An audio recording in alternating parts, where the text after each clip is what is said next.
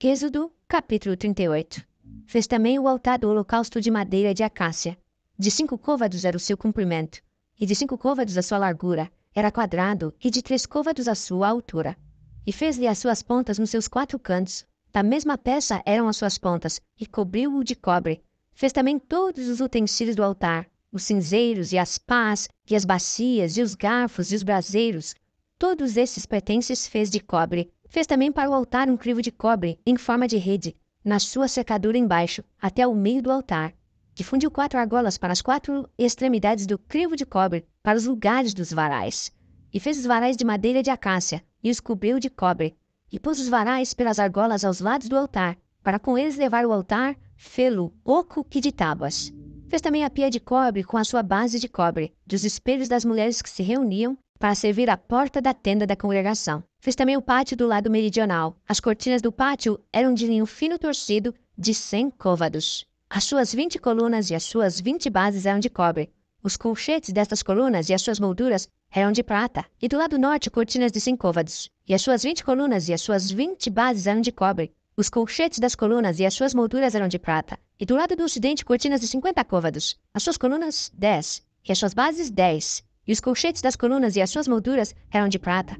E do lado leste, ao oriente, cortinas de 50 côvados. As cortinas de um lado da porta eram de 15 côvados. As suas colunas, 3. E as suas bases, 3. E do outro lado da porta do pátio, de ambos os lados, eram cortinas de 15 côvados. As suas colunas, 3. E as suas bases, 3. Todas as cortinas do pátio, ao redor, eram de linho fino e torcido. E as bases das colunas eram de cobre. E os colchetes das colunas e as suas molduras eram de prata. E o revestimento dos seus capitéis era de prata. E todas as colunas do pátio eram cingidas de prata. E a cobertura da porta do pátio era de obra de bordador, de azul e de púrpura, e de carmesim e de linho fino torcido. E o comprimento era de 20 côvados, e a altura na largura de 5 côvados, conforme as cortinas do pátio.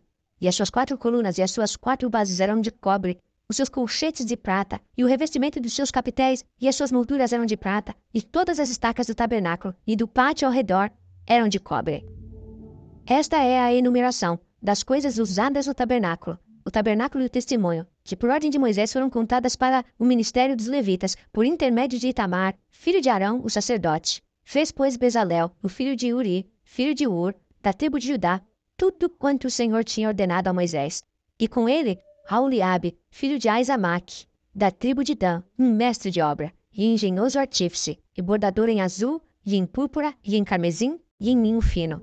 Todo o ouro gasto na obra, em toda a obra do santuário, a saber, o ouro da oferta, foi 29 talentos e 730 ciclos, conforme o ciclo do santuário. E a prata dos arrolados da congregação foi 100 talentos e 1.775 ciclos, conforme o ciclo do santuário. Um beca por cabeça, isto é, meio ciclo, conforme o ciclo do santuário.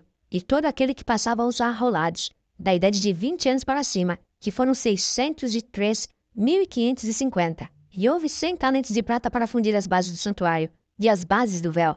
Para as 100 bases, 100 talentos, um talento para cada base. E dos 1.775 ciclos fez os colchetes das colunas, e cobriu seus capitéis e os cingiu de molduras. E o cobre da oferta foi 70 talentos e 2.400 ciclos, e dele fez as bases da porta da tenda da congregação, e o altar de cobre, e o crivo de cobre de todos os utensílios do altar.